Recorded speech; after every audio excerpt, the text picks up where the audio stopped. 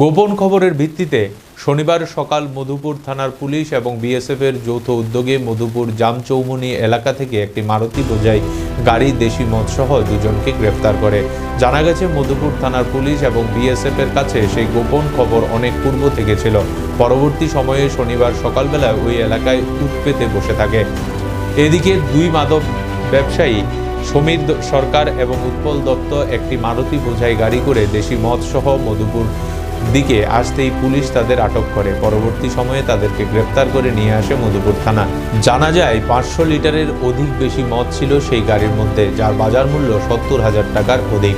এদিকে মধুপুর থানার বড়বাবু দেবজিৎ চ্যাটার্জি জানান, গোপন খবরের ভিত্তিতেই সেই অভিযান সংগঠিত করা হয় এবং সাফল্য আসে, তবে আগামী দিনে তা জারি থাকবে। পরবর্তী সময়ে সেগুলো মহকুমা আদালতে সম্পূর্ণ করা হয়। জানা গেছে দীর্ঘদিন যাবৎ মধুপুর, কোনাবন, কৈয়াডেপা ইত্যাদি এলাকা থেকে বেশ কয়েকজন মদ ব্যাপারী দীর্ঘদিন যাবৎ আগরতলার দেশি মদ বিক্রি করে আসছেন, তবে তাদের বিরুদ্ধে আগামী দিন পুলিশ মাঠে নামবে বলেও জানান।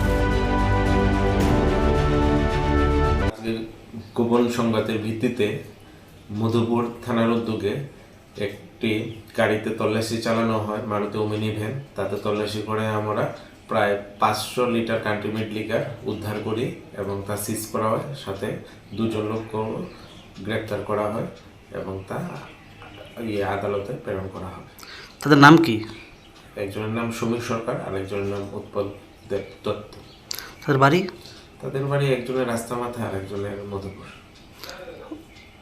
কত টাকা মূল্য হতে পারে? আনুমানিক 70,000 হতে পারে। গাড়ির নাম্বারটা বলতে পারবেন? TR07A0343। এখন তারা কোথায় আছে? এখন আমাদের এখানে হেফাজতে আছে।